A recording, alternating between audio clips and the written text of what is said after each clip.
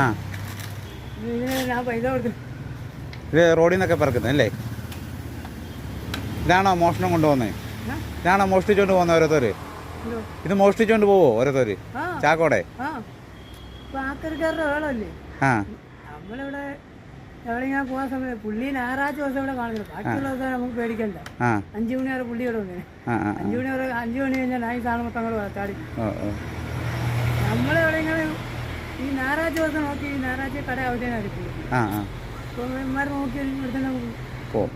നമ്മളെല്ലാം പിറക്കിക്കൊണ്ട് വെയിലും കൊണ്ട് പിറക്കിക്കൊണ്ട് സമയത്തില്ല ഈ സാധനം കാണാതിരിക്കും. പക്ഷെ അത് മോശമല്ലേ? നമ്മൾ കഷ്ടപ്പെടുക, വേറൊരുത്തൻ ചുമ്മാതെ വന്ന് എടുത്തോണ്ട് പോയി പൈസ മേടിക്കും. ഇതിന് എത്ര രൂപ കിലോയ്ക്ക്? 10-12 രൂപ ഉള്ളതാണ്. ഇത് എത്ര കിലോ ആണ് ഒരു ചാക്ക്? ചവിട്ടി കൂട്ടിയാൽ 10 കിലോ ആണ്. 10 കിലോ അല്ലേ? എന്ത് കഷ്ടപ്പെടണം അല്ലേ? പറ്റി കിടക്കാണ്ടല്ലോ. എവിടെയാ വീട്? എൻ്റെ വീട് തമിഴ്നാട്. തമിഴ്നാട്. ഇവിടെ എത്ര നാളായി? ഞാനിവിടെ വന്നിട്ട് 23 വർഷമായി. ഈ പരിപാടി തന്നെയാണോ? ഞാൻ ഹോട്ടൽ പരിപാടിയായിരുന്നു.